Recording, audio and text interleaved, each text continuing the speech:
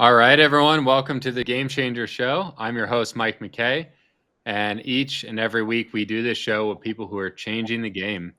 And this week on the show, we have Luis Rodriguez. Luis, welcome to the show. Hey, thank you for having me. For sure, man. So, for people that don't know you, can you tell us a little bit about how you got into real estate and how that's led you to where you are today? Yeah, so my name's Luis Rodriguez. I moved to Jacksonville, Florida in 2018. In 2020, I got my real estate license right when the boom happened. I worked for a major boutique brokerage around here, DJ and Lindsay, who had like exclusive Zillow leads and exclusivity to the area. So that's kind of how I got into real estate, was with them. Was one of their top performers, and that's kind of where I met my business partner Sam, which is what led us to start Simple Cell. Yeah. So What yeah. did you I always find it interesting because I came from when I got into real estate, a place that did a lot of Zillow leads. What do you think you learned from handling those type of leads that helped you later? So I think it taught us a good system and a process. A lot of what we do now is actually based off of the systems that we learned through that brokerage. Mm, Speed to lead, getting to a lead within 5 minutes of it coming in, learning how to categorize them and follow up with them appropriately, how many times to call them. We were taught 3 phone calls, a text message, 10 minutes later, 2 phone calls, a text message, 10 minutes later, a phone call and a text message. And if you didn't do that, you lost your lead. So okay. it was a pretty cool boot camp way to like learn real estate. Most agents, they don't do 10 transactions in their first year. I think my first year I did over 40. Wow. Yeah. And then what made you kind of make the switch over to the investing side from being an agent?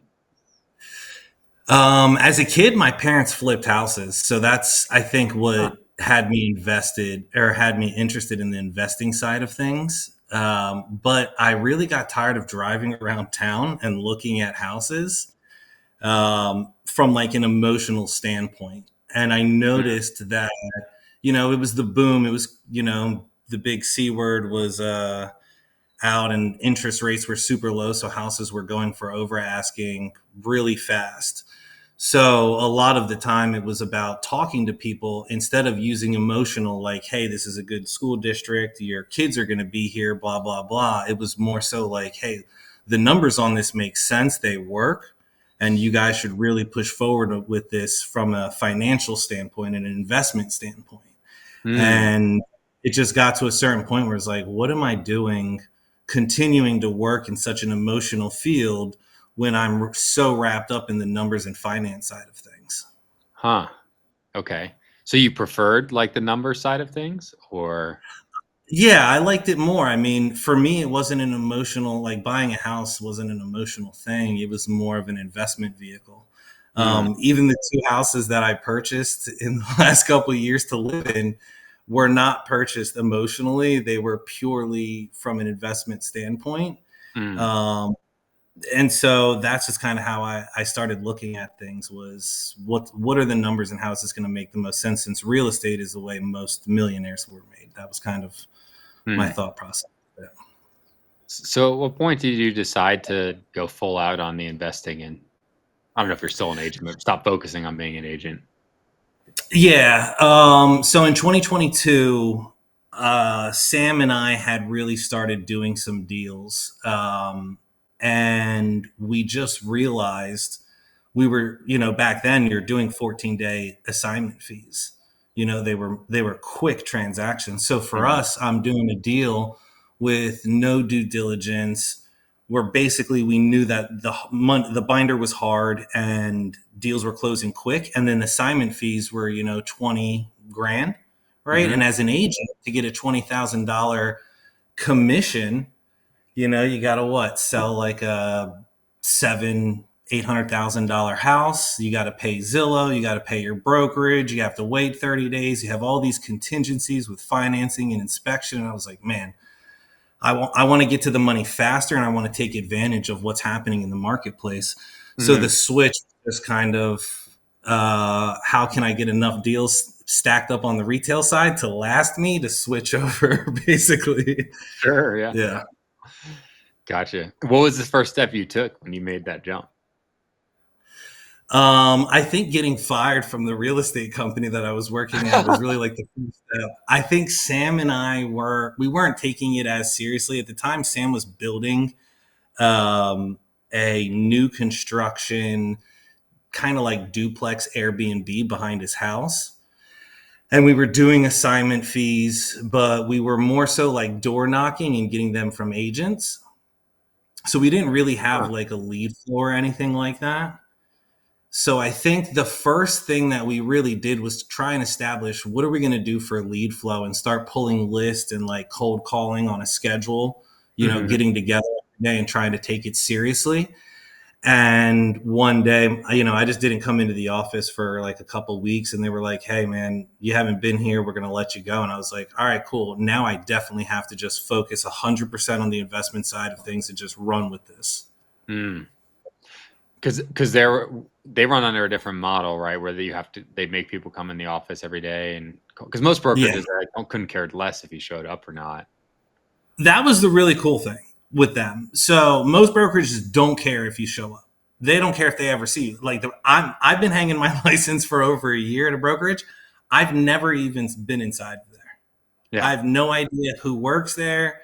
I know the guy who owns it, and that's about it. He's never hit me up. He emails me when I'm getting close to like my license being dropped from not taking the test or paying, and that's all I hear from them. With those guys, you had to be there 9 to 12 mandatory, and you mandatory Uh, had to make a minimum of 100 phone calls. So when you didn't show up one day, your desk was getting a mark on it, and after a certain amount of days, they would just release people. The only thing is I was like one of their top sales guys, so they kind of gave me a little bit of slack, and I mm, had like 12 pending with them. So they were kind of like, look, the guy's not here, but we'll give him a little bit of time to do whatever he needs to do. yeah. They Yeah. knew it was kind of the writing on the wall. I mean, things had just changed. The market was starting to change too in 2022. Hmm. Uh, so it was like right when rates started increasing to about 4 and 5%. And Hmm. I felt like that was kind of a good time to switch over too, because retail buyers had kind of halted a little bit. Yeah. So you Yeah. guys, obviously that happened. That was obviously a little fire under you, right? And Yeah. what did you guys do from there? So from there, Sam and I, a lot of our business was based on retail agents. So because the Mm, agency had about 100 agents, everybody knew me, and everybody knew that I wanted to flip houses, and we had some connections to hedge funds. So mm, people knew that we were selling some houses to hedge funds and that we were mm. doing like off market flips and stuff. So people would bring me deals. So from there, we pretty much organized, all right, well, what's our next lead channel? Okay. And I think that's where we started like working on building our website. So we Hmm. did Jerry, I forget what his name is, Jerry Norton, not the wholesale guy, but an SEO guy. We built Oh, our website based yeah, off yeah. of him. You know Okay. who I'm talking about? Yeah, I Gerald? cannot remember his last name, but Yeah, yeah. Gerald something. But we did his website, and we were like, all right, digital's where it's going to be at. Hmm. But we didn't necessarily know with digital how do we bring customers in. Like we didn't really know anything about SEO. We didn't want to spend money on pay per click. Like at this time we had probably done like 10 or 15 assignment deals Hmm. that were paying decent, but we didn't have any overhead, so we didn't want to create overhead if we didn't have to. Hmm. So you guys built the website, but then how did you drive the leads if you didn't want to make overhead? No leads went to the website at all. And after that, we went, okay, well, what do we do now? Like, how do we figure this out? So we did cold calling. We Hmm. pulled lists, we cold called. That didn't work. mainly because the two of us just didn't want to sit there and do that. We felt like there was more money making activities that we could be doing. So instead of like calling 1,000 people on like the utility shutoff list, we decided let's just call up 5 agents and ask who has a project, and we would find something. Like Mhm. literally, we would figure deals out every couple days. So then it was like, all right. Then we tried PPC, Okay. and that we thought was going to be our big break. Boy, were we wrong. We hired some people off of Upwork. This guy who was Oh. doing PPC land, he was in Europe, but he was doing a bunch of campaigns here in the States, and one of his clients was spending like 60,000 a month on land PPC Mhm. nationwide.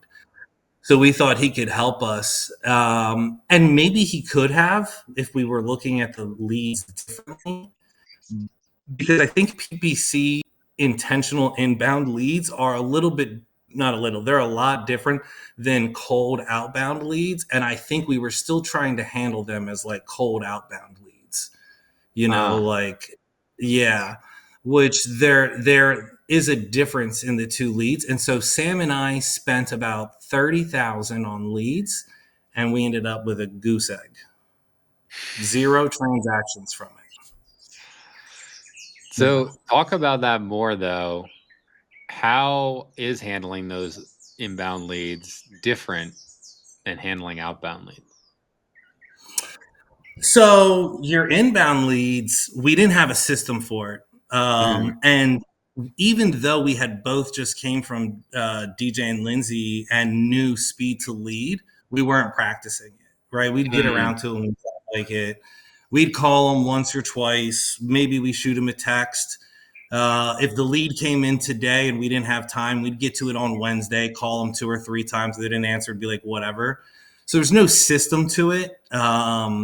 There was also no like introduction to the company and no continued marketing to the individual after they became a Mm. lead. So now our process is completely different than what we do. There's a lot more nurturing involved and creating a presence of authority, right? Because it's a lot harder to create a presence of authority when you're cold calling somebody who doesn't want to hear from you versus somebody who's like actively seeking out how do I sell my house for cash today. Yeah. Like you said introduction to the company. Like how do you mean by that? So we built an AI system, Mhm. and part of it is when a lead comes inbound to the office, they receive a text message confirming that they had just filled out a form. Huh. And so it'll say something like, "Hey, this is Jen with Simple Cell. Just wanted to let you know that one of our representatives will be with you as quickly as possible. If it's not business hours, it'll say next day, 10 a.m. Eastern Standard. If it is business hours, it'll say right away, and then it'll say like, please be available, have your ringer on. If you have any questions, please let me know and ask now." Interesting. Yeah. Interesting. And like what do you find that does that you find that increases the answer rate to the calls by having that text go out? Oh, for sure. And we get a lot of people who ask questions, and you Huh. can see the motivation by the questions that start coming in. But so they ask a question, but like who's handling responding to that question then? Well, usually you're getting back to it right away. We're working on the AI that can respond to the questions based on like all the data of Mm. text messages that we have over the last couple of years. Mhm. Um, but we'll respond to it. Like the other day, I got a text message. Do you buy mobile homes? What if one of the sellers doesn't want to sell? And what if it's on rented land? And like that was the three questions before I even called them within 5 minutes. So like Mm. I already know this guy really wants to sell his house. Obviously, somebody else isn't a part of the transaction. And now I know that he's on rented land and he's probably faced other people who have told him no, they won't do it. Yeah. So it just kind of gives you an idea of how to interact with the individual. And sometimes you'll get other stuff like, hey, I really just want to get this done over and quick with super fast. So can you call me as quickly as you can? And you're like, okay, that person definitely wants to make something happen. Sure. Yeah. Especially if you have a couple come in at once, that can help you prioritize the person you're going to reach out to. Oh, yeah. Yeah, for sure. Then you said something else. You said building, I think it was authority. Can you talk more Yep. about that? Yeah. So on when we were doing outbound cold, Hmm. people really didn't care about who you were or what you were going to do. They just cared about a price. That was Mm, mainly like I noticed nobody really wants to open up to you on that cold outbound, right? Because you just contacted them randomly. They hmm. have no idea what like who you are, what you are, or anything like that. And so on the inbound, they're going on Google, which is a trusted site that they use for everything they do. So they trust it. And then when they get on Google, they type in what they're looking for, and your name pops up as a paid first. Usually, when we get a form filled out, we're like the first option. Hmm. So they usually look at us as an authoritative point of view. Then they look through the website a little bit. And I would say probably half the time they click out of that because they realize it's a paid ad and they actually go to our website to learn more about us. And what this does is psychologically, it makes them feel like they kind of know us a little bit and that we're an authority in purchasing Mm, homes quickly for cash. And mm, so when we go over our script with them and we're able to talk about the things that we've done, the transactions we've run, the areas we've bought and sold homes in, this time that we can do it within, we have that credibility, mm, and we're willing to offer bank statements for proof of funds rather mm. than those lender $2 million approval ratings Yeah. that people send out. We'll send you true bank funds. We don't Yeah. care. And we'll explain the whole process to the individual. A lot of the times, shedding light on exactly what we're doing, just being as transparent as possible. Sorry, what was the last part you said there? It kind of broke up for a moment. Just we're trying to be as transparent as possible. Like when we first started Mhm, getting into wholesaling, it was like the seller can't really know what's going on. And now I've noticed it's so much more like, here's the deal. This is what we can do for you. We can find a third party. If you're interested, we know the third parties in that area. This will be an advantage for you. You won't have to spend the time doing it versus like, yeah, we're 100% the buyers, this, that, and the third. A mhm. lot of the times we just let people know exactly what we're doing, Okay, especially if they've had a bad experience. interesting.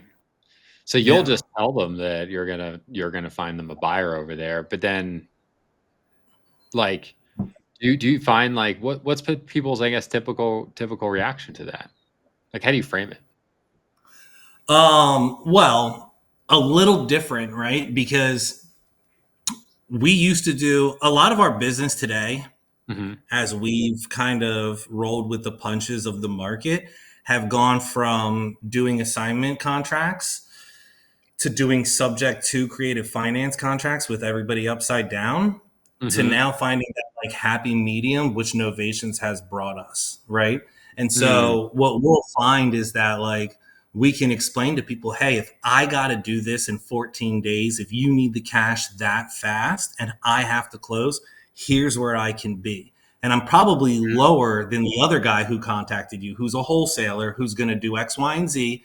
They're gonna send this property to a guy who's gonna buy it, fix it, and flip it, right? And they're gonna make a fee, right? So I could do the same thing if I was at that price.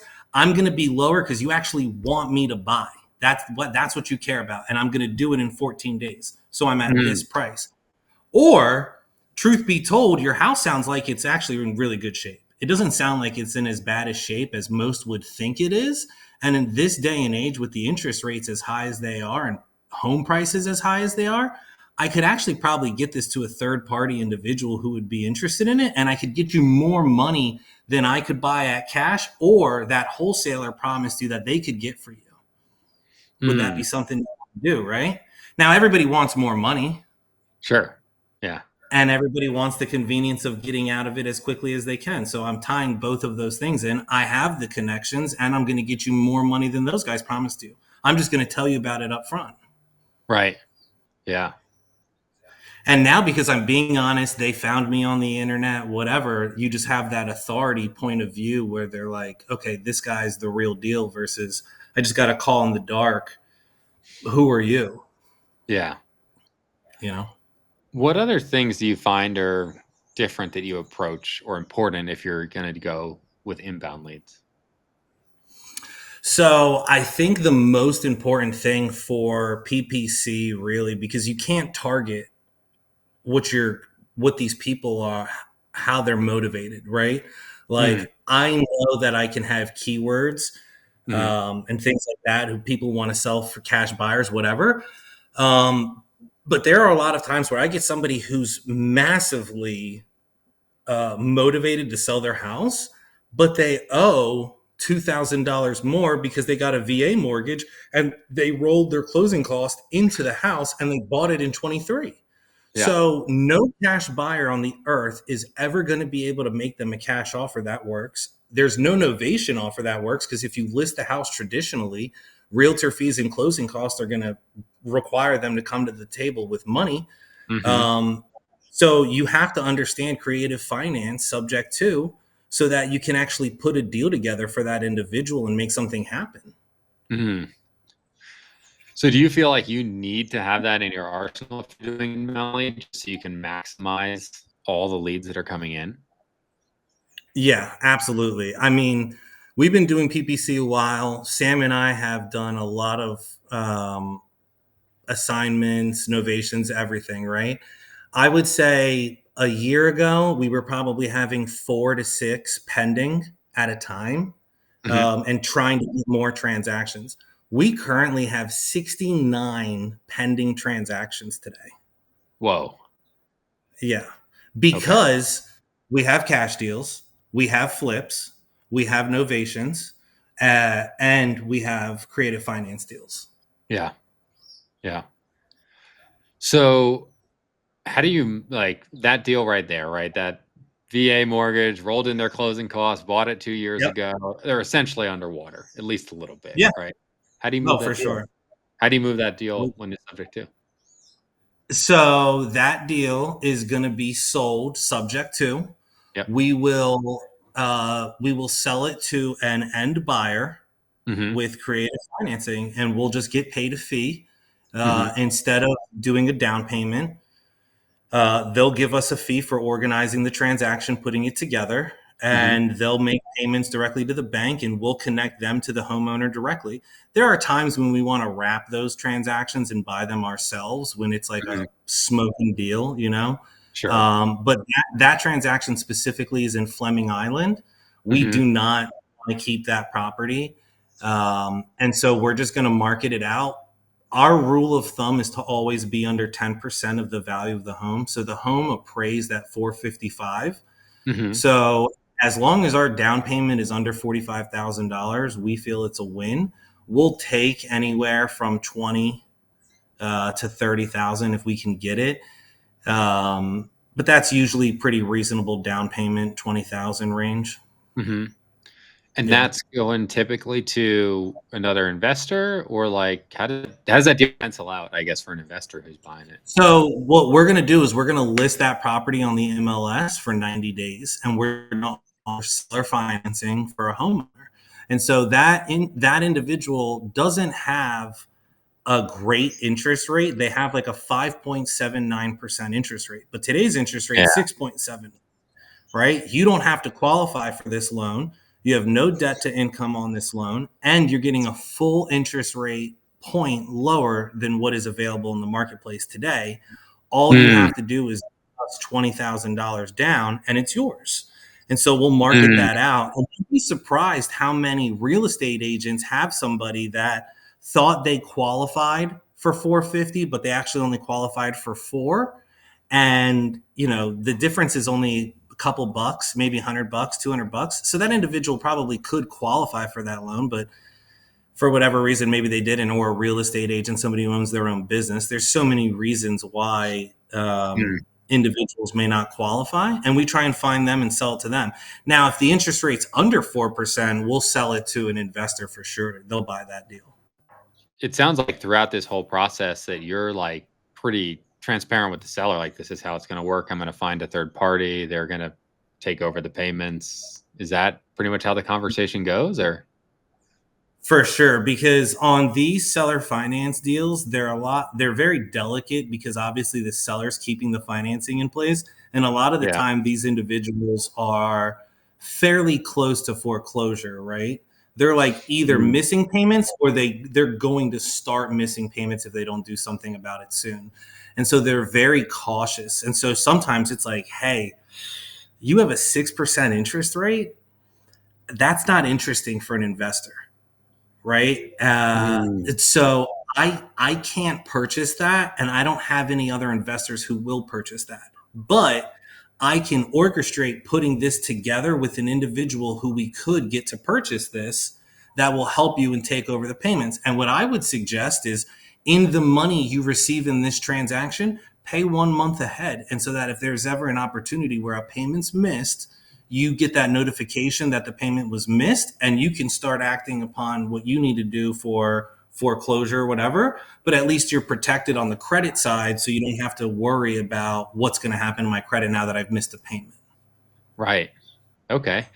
Interesting, Yeah. because you hear a lot of people talk about subject to deals and signing them, but you don't hear many people talking about bringing them to the retail market. Mm-hmm. That's the hack, because the reality is there are way more 5 and 6% interest rates that you'll get on sub two that Hmm. they don't make sense for us as investors. Sure, we can get into them cheap, but the only way you can make money is by doing pad split. And if you have to do some sort of creative exit strategy in order to make money on the property, it's just not a good deal. Yeah. Yeah, you're kind Now, of we've actually started to find a lot of people who are lease option buyers. That's been interesting. We sold a house in Green Cove. It was crazy. We only got like $11,000 for the down payment assignment fee. It was hmm 100% ours. A guy bought it and resold it 25 days later for $30,000 with a $400 bump in the monthly mortgage. And somebody purchased that. So he made 20 grand on the down payment, plus he's making a couple $100 every month on the mortgage payment. Huh. That was really interesting to us. Yeah. So he structured that as a lease option, or like Yep. how was that It's structured a, on? Yeah. it's a lease option wrap for him. Interesting. Yeah. Talk more about that for people who don't know what a lease option wrap is. Talk about Okay. that. All right. So a lease option wrap is when you're purchasing the property, you have it subject to, okay? Now you're going to wrap that mortgage with a new mortgage. So I don't remember the exact number for the mortgage, but let's call it $2,000 a month, right? So he Hmm. went to the next individual and said, hey, here's the deal. The interest rate and the mortgage is going to be this on the property. Your payment is going to be $2,400 a month for X amount of years. Yeah. And that now is cash flow for him. Now, whether he decided to use some of it for interest and some of it for principal, I have no idea how he structured it exactly. But as Sure. an investor, that's a way to capitalize on monthly income from the property plus a lump sum up front. Long term, that is actually the best way to make money with subject to, but it's not the fastest way and the easiest way to be out. You still have management there, so Yeah. that's kind of why we stayed away from those. So he was giving them a lease with an option to purchase, collecting that down payment and making a little bit of a spread with what he was paying you guys. Interesting. Yep. Yeah. So Wow. he made about $400 a month. Now, here's the other thing: most lease optionees end up not purchasing the house. So Sure. most of the time, you get to resell that house. Typically, from year 4 to year 7, most lease optioners they don't option out their lease, and you end up reselling that property. They just give it back to you as the owner. Huh.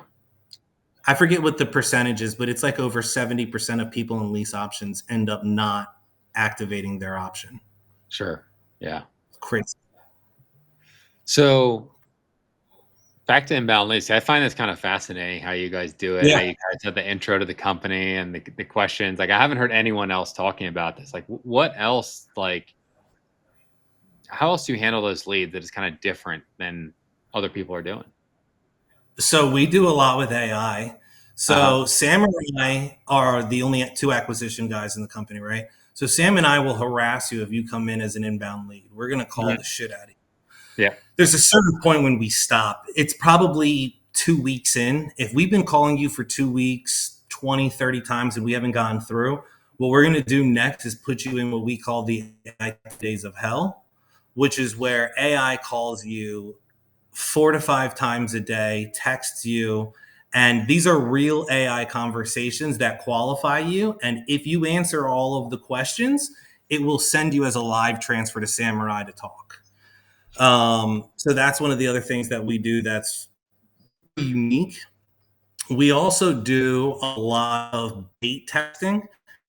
So when we put somebody in a follow up queue, warm, hot. We also have like revived and dead 30 days. So if we talk to somebody, we know it's not going to go anywhere. Okay, dead 30 days. They chill for Yep. 30 days and they have no response from us. But 30 days later, they'll get a text that's like, hey, I think I figured it out. Everybody always wants to respond to what you figured out. Yeah. And so like that day when that happens, you'll get like 40 texts. What'd you figure out? Who's this? And it just gives you a chance to kind of reinvigorate that lead. We're working on getting the AI back up to be able to do that as well. Because there's just so much unique things that happen with these type of motivated sellers. Mhm. Um, so those are kind of just some of the things we do. We'll send out emails as well, because of these Mhm. are inbound leads. We'll send out emails. We'll send out testimonial videos from previous closes. Sometimes, depending on how difficult the seller is, we might just send them proof of funds and a testimonial video just so that they, know that we're legitimate via text message or email. Mhm. Yeah. Very cool. Yeah. Anything else you guys are doing on the inbound lead side? I'm hammering this, man. Uh, Got a lot of stuff. I think that's it for the most part. I mean, a lot of what we're doing right now is focusing on the AI aspect of the lead handling and the lead generation side of things so that we can just continue to talk to warmer prospects. I mean, Yeah. Samurai only have 3 to 4 hours a day that we can really dedicate to like talking to people. And we do about 2 hours a day of talk time Mhm. with leads, which is how we're doing, the volume we're doing 2 to 3 contracts a week. So it's just hard to stay in front of these people if you're constantly warming the leads up. Yeah. Yeah. Yeah.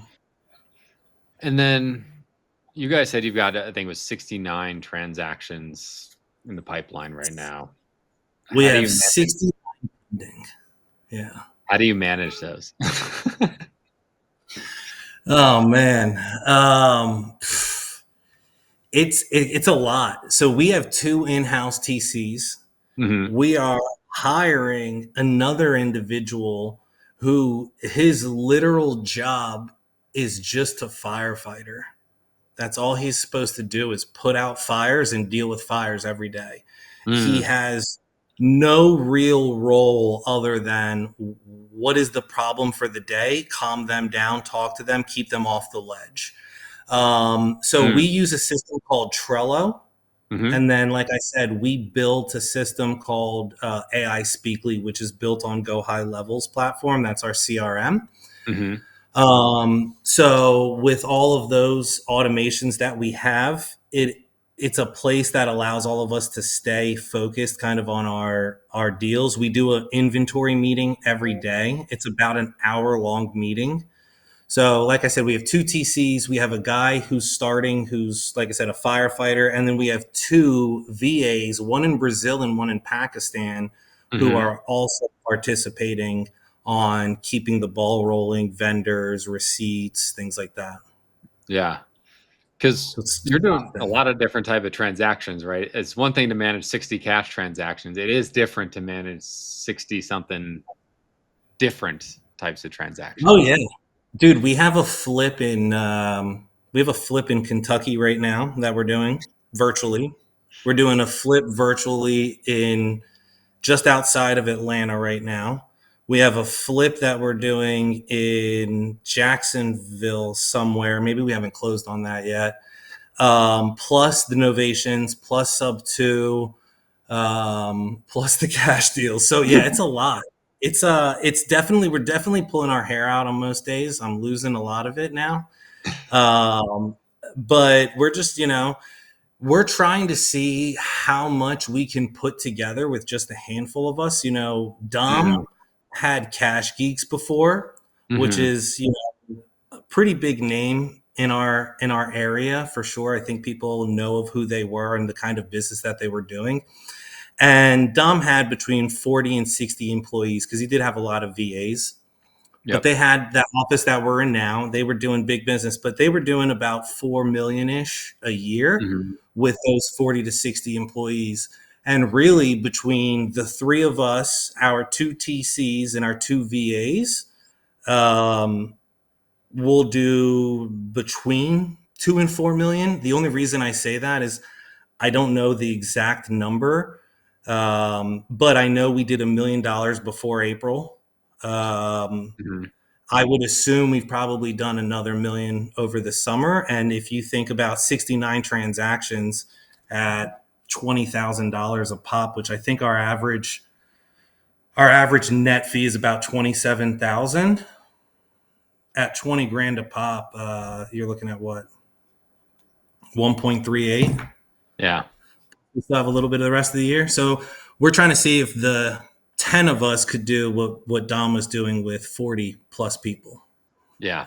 That'd Yeah. be great. Yeah. It'll be interesting. So you and I have talked about this. I mean, in person. I mean, most people probably don't know our offices are like literally above and below each other. Um, Mhm. but we talk about before the show and in person too. Like where most salespeople are really screwing stuff up is like they're just not figuring out the problem and how to solve Yes. it. You want to talk more about that? Yeah. Dude, like I never really thought about it, and I think Sam really drilled it into my head. Um, these people, and like people always say this, like, why would somebody sell their house to a wholesaler? Right? Like these people have real, genuine issues and problems. And a lot of the time, the only way to solve it is by selling their house. And people's biggest assets in life are their homes, but it's also their largest liability as well. Mm, Right. And so understanding what people's problems are and how to solve it, what you need to figure out for them. Because a lot of the times, too, they just don't know how to solve it themselves. mm, They've just, most people haven't bought and sold a home. If they have, they've done it one time. mm, So a lot of the time people don't understand the system, the process. They don't understand if their house qualifies or not. And then at the same time they have this other existential crisis that's happening in their life, and they can't even think about, I got to fix the roof and then hire a realtor and paint and clean the carpet while they also have this other thing happening. So I mm, think just talking to them and understanding, like, if we don't really know what your problem is genuinely and we don't believe it, most of the time we're not making you an offer. We're not giving you a price until we mm. know more. We'll keep following up with you. And those people who are like, just give me a cash offer, what's the price? Like, we just refuse to give them anything because I Yeah. can't help you if you just want a cash offer, right?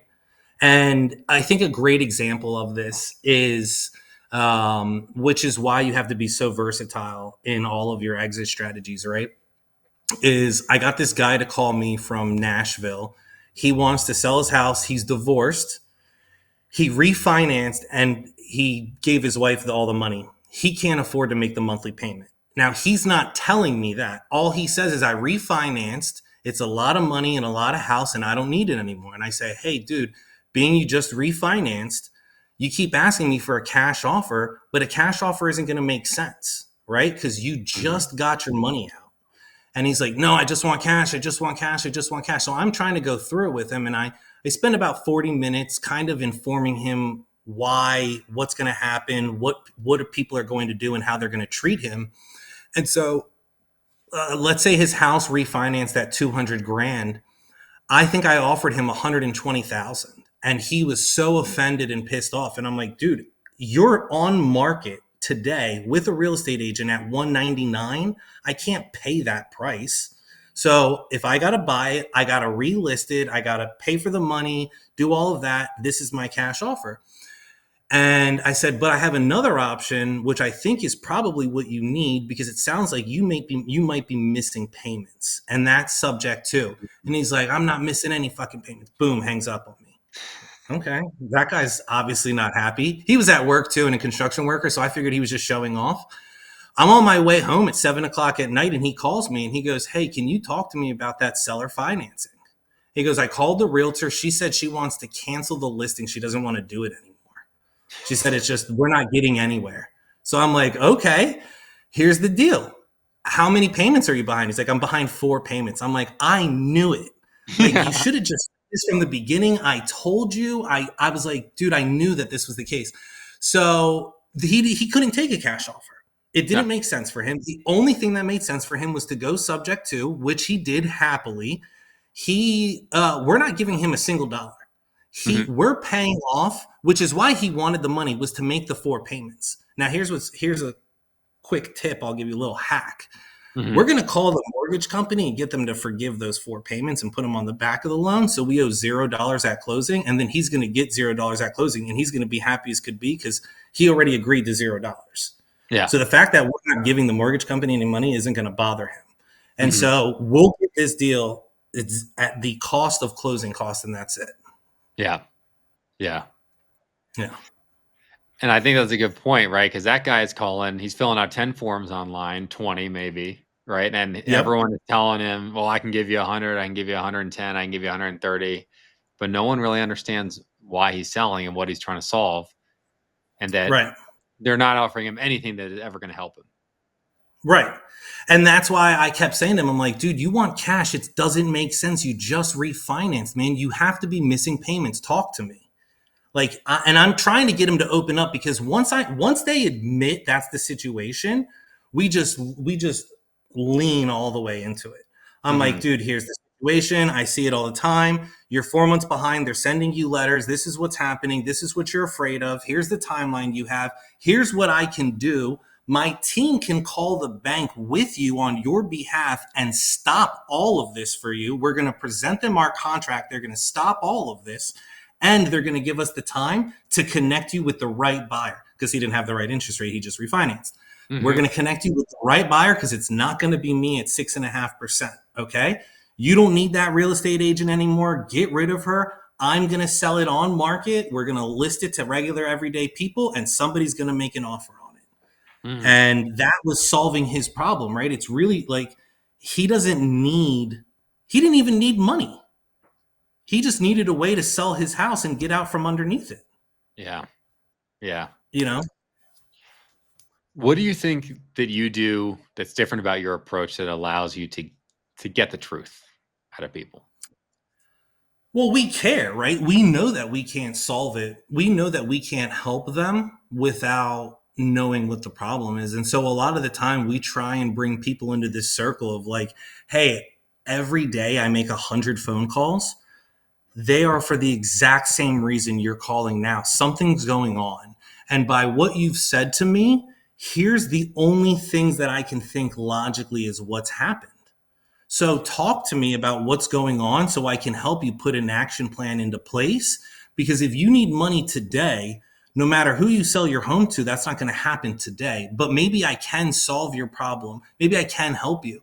The amount of people that we turn their lights on for them while we're selling their house is the only reason we win their house because we'll Mhm. offer less, right? We're not going to offer the most, but we'll say, hey, I'll pay your electric bill so you have electric for the next 30 days. Like Mm. these people have been in the dark for a year. You're going to give them electricity. They love that, Mhm. right? How can I send you food right now? What can I do to help you? What do you need this for? because I want to help you solve this problem, because you wouldn't just sell your house because you want to know what it's worth and make a profit. Nobody does that. Yeah. And I'll Yeah. tell people that straight up. I'll go, nobody sells their house just to make a profit. Like, that's insane. Yeah. Yeah, exactly. Yeah. Otherwise, Yeah. you would be an investor. Right. Right. You mentioned a few things there, and we've talked about this offline, but you guys have done some pretty interesting things to get a deal Yeah. done. Maybe you want to talk about a few unique situations you've done that in? Oh, yeah. Yeah. I think two of our best situations are, this is what kind of started the solve problems era in our business. Mm, Before this, we were just looking to make money, right? That's all we were looking to do, is buy it low and sell high. And Sam figured out, if he could solve this guy's problem, we could get the transaction. This house was worth between $600,000 and $700,000. It was in mm, Texas. The guy had it listed with the realtor for $650,000. It had been listed for like 4 months. And the guy calls us and says, I have to sell my house today. I'll take $100,000 loss. I need the money to buy a food truck. I'm moving to Chicago. And we're like, what? You need money to buy a food truck? Okay. How can we help you? He's like, I have 10 days to wire $40,000 for a food truck, or I lose my down payment of 20 grand. mhm, So Sam goes, well, how much equity do you have in the house? And the guy's like, I own it for 300 grand. Now, mind you, he's listed for 650. So when we think 300, we're like, okay, well, what do you need? He's like, I wanted 550. Well, Sam ends up giving this man, and I swear to you, $380,000. mhm, The guy gets 40 grand for his food truck and 40 grand for the journey. But we tell the guy, we'll give you that $40,000 to buy your food truck and go up to Chicago. But you're going to allow us to resell your house and buy it at 380,000, and we're going to resell it and recuperate our funds. And that was mm, basically what got us into, like, he was willing to go down from 650 to 380 because we were willing to give him $40,000 in 10 days. mhm, Right. And for us, that transaction ended up netting us like 130 something $1,000 when it was all said and done. And it was all because he wanted 40 grand. Now, he literally could have just listed his house for 550,000 and probably would have sold it in 30 days, mhm. but he just didn't think to do it. Yeah. Well, also wouldn't have been 10 days, right? I mean, Right. Well, and it wouldn't have happened that quick, but he had the 4 months on market. well, sure. Yeah. So if he Looking would have back. just done that from the beginning, yeah, if he would have just said from the beginning, hey, let me just get rid of this thing, he would Yeah. have maximized. But he went probably a little too far above. He sat and then he killed all of the time he had. And so that's just kind of where we stepped in. That was probably the coolest one. Did you guys The other can I one, ask you a question on how you structure it? Did you structure that? Did you guys close on that, or did you structure it as like a novation and you were giving him the 40 once you had clear title, or like how did you structure that deal? so that deal we did novation on, Okay. but we also had him give us the deed to a farm he owned free and clear. Now the farm he owned free and clear was like 200K, but it was like rinky dink, and it was like way out in the middle of nowhere in Texas. Uh-huh. So that was what he originally offered for collateral, and we're like, dude, it's in the middle of nowhere and it's a farm. Like, we don't think anybody's going to buy that. So we'll hold on to it as as collateral. And then we'll give you the 40 grand, but you have to let us novate the house.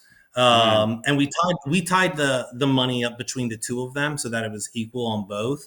Um, but basically ensuring that if anything went wrong, we also had the other property. But it all worked out very well. The guy ended up sending us like a $50 gift card to Texas Longhorns, or yeah, one of those places for food. And he was super happy with it. I mean, he couldn't believe that we were able to get it done for him in the time frame he needed. And we were the only one who figured out his issue so that he could get his food truck. so do you guys like put a mortgage against both of the properties? Is that what you did to Yeah, secure it there? Okay. yeah, Yeah. And then second you lien. make sure you get clear title first, or how do you make sure that Yeah, you're Okay. Yeah. Now the house, I think we had to call up the dealership and like send them the money, but explain that we were waiting for clear title. And I think it happened like I think we got clear title and sent them the money all in the same day. I think it was in like within the 9 or 10 days. Oh, the dealership for the food truck. With Gotcha. the food truck, yeah. Yeah. Yeah, I gotcha. Yeah. Yeah, because Huh. we'll get everybody involved. We want Yeah, them yeah. all. We want everybody to know what's going on. We want to keep it like we want to make it happen to the best of our ability. So that was Yeah. one of the things we did. Another thing, we bought $1,000 Tesla 2 weeks before closing. Hmm. So her husband had passed away on her, and she was older. She had never taken care of anything. He was really, the man of the house. So when he passed, she didn't know what to do. And we were under contract for like 30 days, maybe 40 days, and we were going to assign the house. It was just an assignment deal. And it was like 30 or 40 days under contract. I think we had 60 days on the total contract. And her car kept dying on her. And Mm. she was like, I need the money now. I need the money now. So we ended up telling her, like, hey, if we can get you the money sooner, would you let us get a little discount on the house? Because you're going to make like 180 grand. And if you need 30 grand right now, we can just front you the money, but we're not ready to close on this. Mm. Now we had clear title at the time, but we didn't have a buyer. Mm. Um, so what we ended up doing, actually, we did have a buyer, but everything was in her husband's name. So the mortgage company was just being a pain about getting things ready to close. Mm. So that was our issue. So we ended up, she was like, listen, I'll give you X discount if you can give me the money by Friday. So Friday rolls around, we're trying to close and the mortgage company can't close. They're like, we need 2 more weeks to go through all of our paperwork. The husband passed. We got to do all this stuff. She's losing it. She's like, I don't have a car. I can't work. She Ubered. So I'm like, listen, what if we took you tomorrow to go buy a car? And she's like, if you take me tomorrow to go buy a car, I don't care. You guys do whatever you need to do, take all the time you need. And so I was like, well, what do you want? She's like, I want a Tesla. Now, this is when everybody was like burning down Tesla dealerships. Couldn't have been a better time. We got this lady like a 2022 with like low miles Y series for like 27,000 bucks. Yep. And she was ecstatic. She could not believe it. And we put it in the company's name. We made her a company driver for the vehicle that she could do Uber and DoorDash and all those things for. She had it for 2 weeks. The house. She paid us back for the car. We, gave her the title. She paid for it in cash. We gave her the title, and we all went about our lives. And I mean, she was thrilled. She gave us a testimonial. We made a bunch of videos with her and everything. I mean, it was a good experience. But really, just like one, her problem was she didn't know how to do anything because her husband had done everything. So that was the first problem we had to solve, was like helping her through the process. And then the second side of it was like getting her the car. So one, she could get us the reduction, but two, she was happy to let us close in the time frame we needed. And she almost tried to go behind our back to sell it to somebody else because they promised her cash up front. Huh. Yeah. How did you well, I guess you had the title to the car, so you had a little protection there, but I guess how Yeah. do you on these deals in general, like I mean, if you're giving someone a couple thousand bucks, whatever, right? But some of these are, Mhm. I mean, 20, 30, 40,000 bucks. I mean, how are you typically Yeah. protecting yourself in case someone does try to go around you on a deal? Well, so first off, every property gets a memo. That's Yeah. without a question. Every property gets a memo. And it's all contracts, right? Like Mhm. we have people sign just the most amount of stuff. So I think that contract we had created specifically for the car repayment and with the title company. So like that went into the whole closing process, that contract. She signed off on it. All of the managers in the company had to sign off that we agreed to allow this to happen. And basically we basically like put a second mortgage on the house, second lien on the house, basically, Yeah. usually is what we're doing. Yeah. It just depends on how big. Like, it has to be within reason. Sure. But I mean, sometimes we have to do remodels to these novations, so we put contractors leads, or we do contract for deed. Talk about that, the contract for deed Okay. part or the contract for So lead. Talk about both of them. Yeah. yeah, so we have that house in Kentucky that we're renovating. So Sam got it. Lady's like, house is in great condition. Here's the issue. We went to remodel the kitchen and we ran out of money. And now we're about to start missing payments on the house. So we put a deal together with them where they're going to make a little bit of money, but we're remodeling the kitchen for them. So what we did was a Mm. contract for deed where they get a little bit of money up front. We have to repay them within like 6 months, right? And so basically, we're the buyer for the house. We're getting it early, Mm. essentially. Um, and we're going to renovate it, fix it up in an effort to sell it before that 6 month period so we can exercise our right to buy the house and sell it to the next individual. Mm. So why did Yeah. you guys choose to structure that one as a contract for deed versus having them just sell it to you on seller finance? That one is in Kentucky Uh-huh. and it's less liability because what we're going to do is we're going to move mortgage payments. We are going to loan mod everything. If you aren't Talk loan about modding, you're losing. that. Yeah. Okay, talk about that. Yeah. All right. So most of these people can't pay their mortgage. I mean, it's Yeah. just the reality, right? And if they can, they're so close to this monthly payment, this huge payment they have eating up a chunk of any income that they have. And so a lot of the times we're asking, how are finances? Are you guys doing okay? Like, it's probably a little tight. Would it be beneficial if my loan modification specialist helped contact the bank with you? They're like, what's that? This person's going to help you try and get a modification on your loan to get you some sort of an extension, grace period, whatever we can to kind of help you out at this time. Now, anybody can do this. The problem is most people just don't understand the process in which it works. And there's varying levels in which the bank will work with you. So Mm. sometimes they'll say like, hey, we're going to roll this one payment onto the back. Don't worry about it. Or we're going to roll 3 payments for you onto the back of the mortgage. This is a one-time thing. Everything's okay. We understand you've had heartbreak. Sometimes they'll say, hey, you don't have to make payments for 3 months, but in 3 months from now, we need a lump sum of X amount of dollars. Mm. And then sometimes they'll take that, like maybe you've missed 6 months of payments. They might say, hey, we'll do the 6 months, but now instead of you owing us 10,000, you're going to owe us 15,000 and we're putting it on the back. So we just try and figure out what help can we get so that the seller gets a little bit of alleviation and so Mm. that we can sell this property to the point where they're not freaking out because they don't have $2,000 a month leaving their checking account, but we have the time to sell this and we're not responsible for the payments.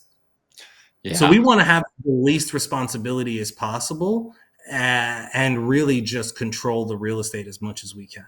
Yeah. And then you're having your TCs are the ones handling that process with them?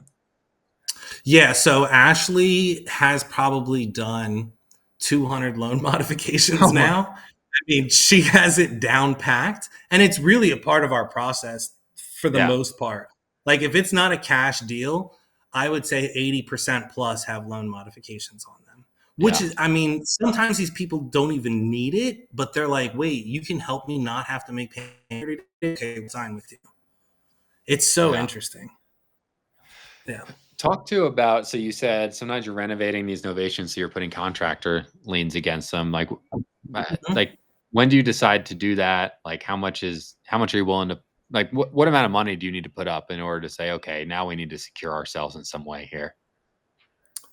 Well, I think we're comfortable in the 5 to 10K range on most Mhm. of these deals.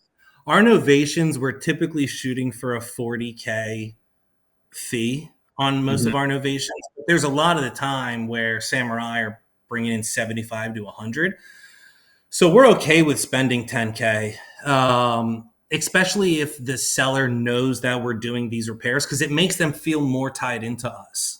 Yes. Like, hey, we're going to get you more money and I'm going to replace your roof for you. Like, I'm a true partner in this. Yeah. So they kind of just feel like they owe you that. So we'll do light things, 5K. Um, Sometimes it'll go up to 10. Once it starts to peak over that point is when we start to look at like, where's it located? What could happen? What else don't we know? And that's when it Mm. starts to get tricky. Like, what option are we going to do for this? How are we going to make it work? Like in Atlanta, that guy was a total pain in the ass. From day one, he started giving us issues because he realized he sold the house too cheap.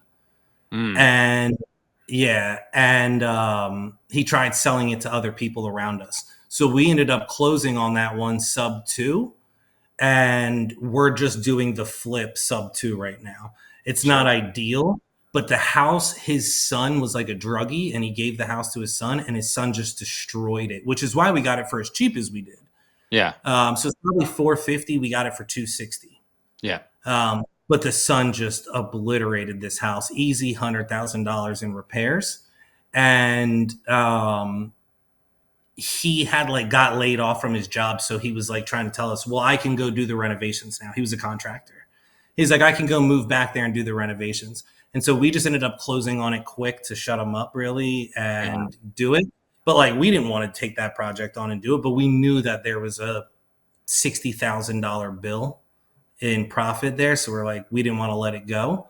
Yeah. So that's when we took on sub two. The one in Kentucky, I mean, we're just putting a kitchen in a $300,000 house, $200,000 house. Yeah. So 7,500, 10,000 bucks. But Sam is really good at like making sure we're protected. So I think that one he did get on contract for deed. Hmm. Um, so it just depends on what the workload is. We don't want to get into the habit of like doing major repairs on these houses, but sometimes we get photos back and we evaluate the home and we're like, dude, this house is so good, but it has this $7,000 repair that if that was done, we could Yeah. sell this in a week super easy and get a $50,000 fee. And so Yeah. you just have to like, you're like, if I don't do that, I'm going to get a $15,000 to $20,000 fee, and it's going to be a nightmare selling this thing. So Yeah. it just sometimes just making it happen and just choosing to do a true novation. Mm. But I mean, it really depends on the margins. Like I said earlier, Yeah. our net margin, like on average, is about 27,000. Yeah. Yeah. So you guys are, you're evaluating after you get the pictures back and then deciding on the best route from there in terms of renovations. So most people lose their mind when we say this. I have probably bought 100 houses in the last year that I don't even know what they look like. Never even seen more than one photo of them. Mm. Most of the times, I'm buying a house based off of the Google view image. Yeah. That's it. I'll write you a contract purely based on that. I don't even want to see the house because most of these people, it doesn't matter what condition the house is in, they know what condition it's in, and they'll tell you for the most part what's going on. They'll Hmm. give you about 80% of it, and you can figure out how to make it make sense for them. If you solve the problem, the numbers don't make a difference, right? And so I'm not worried about what the house looks like until I get it under contract and I understand what my exit strategy is. Then I want to verify my exit strategy with those photos, Hmm. and then that's where I'm going to come in for the renegos so that I have a more accurate price on the property. Yeah. So most of the times we have no idea what these places look. People are like, how do you know? I'm like, I just listened to what they told me needed to be done to it. And I already know that no matter what you're doing on a house that's a flip, you need $100,000 spread just to like put carpets in. Right. Yeah. You know what I mean? It's like with all the expenses that goes into flipping a house, if you don't have $100,000 spread, you can't even start. You can't start. No. And like, that's like the bare Yeah. minimum on like a Yeah. 220 grand house. Yeah. Yeah. So it's like, why Yeah. do I care what the house looks like? I'm going to assume I have to do $100,000 worth of work. Simple. Yeah. Yeah. And sometimes you don't, but like that's so rare. It's very rare where Yeah. the house is mint condition and you get the photos back and you're like, holy shit, this looks great. In fact, I can maybe only think of a handful of times where I've been like, wow, that's a nice house. Most of the Yeah. time I'm like, yep, that's exactly what I expected. Or they didn't tell me about, Yeah. So, outside of PPC, are you guys doing Yeah. any other marketing channels besides your obviously AI that's following up? I would say our biggest marketing channel that is coming up now, which kind of goes back to the roots of how we started, is our ASB, or I mean, all leads suck community. So we do a Zoom training every Wednesday at 1 o'clock where we do live seller calls, contract review, deal analysis, Q&A, whatever it is. And we've been doing that for a little over a year. And I would say that we get a very large portion of transactions through that route, which I think has amplified how we've gotten to 69 transactions because people will bring us deals that are very hot. They just can't figure out how to structure this transaction to make it make sense. So great point of view. I had a JV bring me a sub 2 deal. He didn't know how to do it. The guy owed $80,000 in payments, had a 3% interest rate. So I locked that one up sub 2. Another JV brings me a transaction who wants to sell their house. They've already filed bankruptcy. They haven't missed any payments on their mortgage, but their biggest concern is buying a house.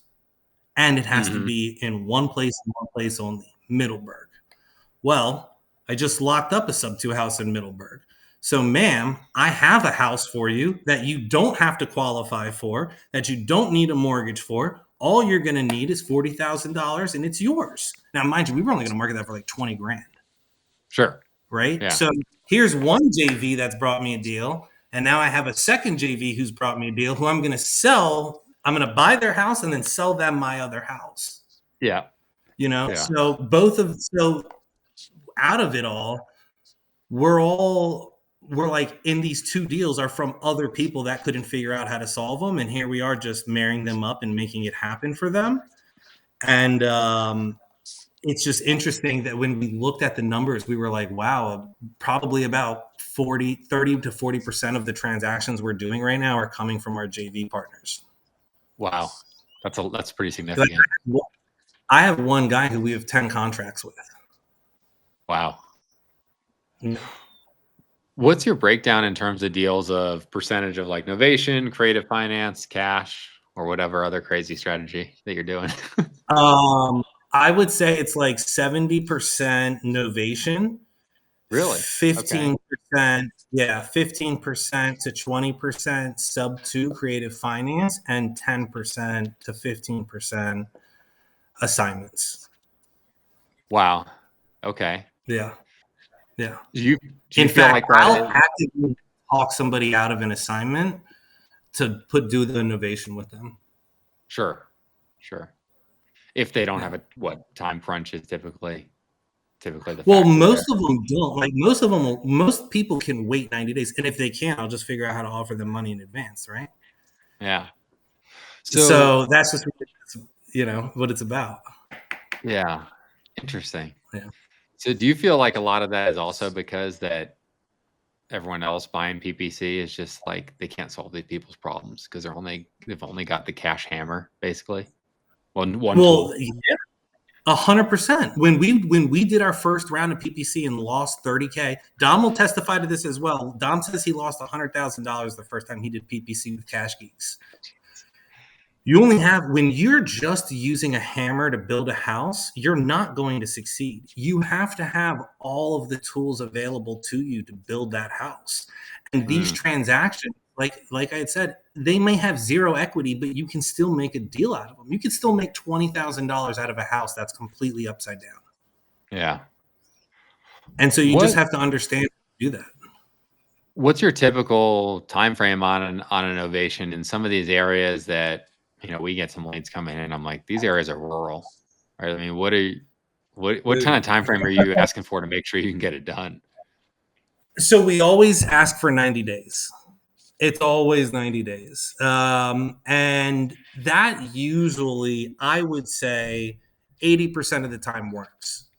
Okay. We can get it done within the 90-day time frame. Now, before summertime, we were at about 66 days. We were accomplishing contracts. During summer, with the rates going up, it almost it feels like it's getting closer to 90. It Yeah. feels like things have kind of slowed a little bit, so it's just a little bit different. But it was 66 days. I will tell you though, sometimes we get properties that we still get multiple offer situations on, and we still do really well. Mhm. And Like, because you guys I are won't pricing talk. it pretty Yeah, aggressively, go ahead. or because you're pricing it Yeah, I pretty mean, aggressively? Yeah. we try and always price aggressively, but like, we just got a house from a local wholesaler that we both know very well. You Mhm. probably saw this deal 3 times in the last couple of weeks. We just bought it at a super low price, threw it on the Uh-huh. MLS in 48 hours, had like 15 offers on it. And I think, I think before fees, there's about 70 grand there. And the Yeah. guy who wholesaled to us still made 15 grand. Yeah. Yeah. I guess I missed Now out with on that fees one. and everything, we'll get a little. We were terrified doing it. We were like, this doesn't make sense. Why wouldn't he just close on this? This is such a home run. Um, but yeah, I mean, sometimes you just get those deals, and you're like, man, did we sell that too low? If on a Wednesday we have 10 offers and we're still making good money, but like, well, you just can't expect that type of thing. Yeah. What was weird about And that deal that you think stopped other people from moving forward with it? 700 square feet. Oh, It was a yeah. 700 square foot house in historic downtown St. Augustine. That was an Airbnb that was rented pretty frequently. It was nice. It was What did fully you sell that remodeled. for? 'Cause I offered on that deal. What did you sell it for?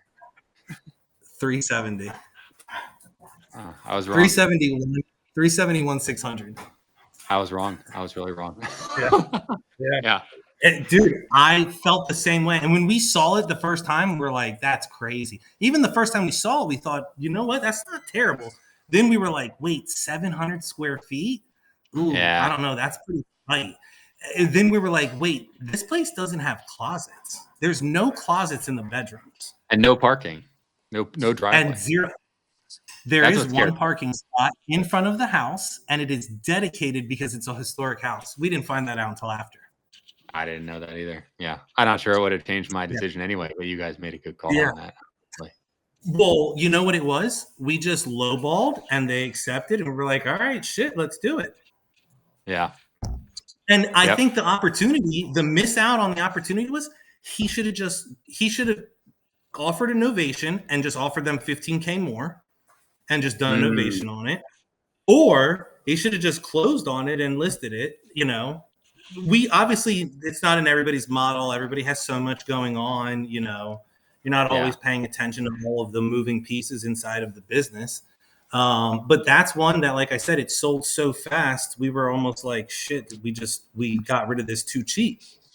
So Yeah. it's hard. I mean, we had a hedge fund buy a property from us in Kentucky, I think. You it's funny. I thought that would sell. I thought it would be dread sell to like 40, 350. Super interesting. Yep. So that's what we listed it at. We listed at 350. And we had cash offers and everything. Wow. Yeah. Yeah. Well, dude, we're getting close to the end here, and there's always two questions I Yeah. like to ask at the end of the show. One of them is, Yeah. what is the craziest or most uncomfortable situation that you have ever experienced in a real estate deal?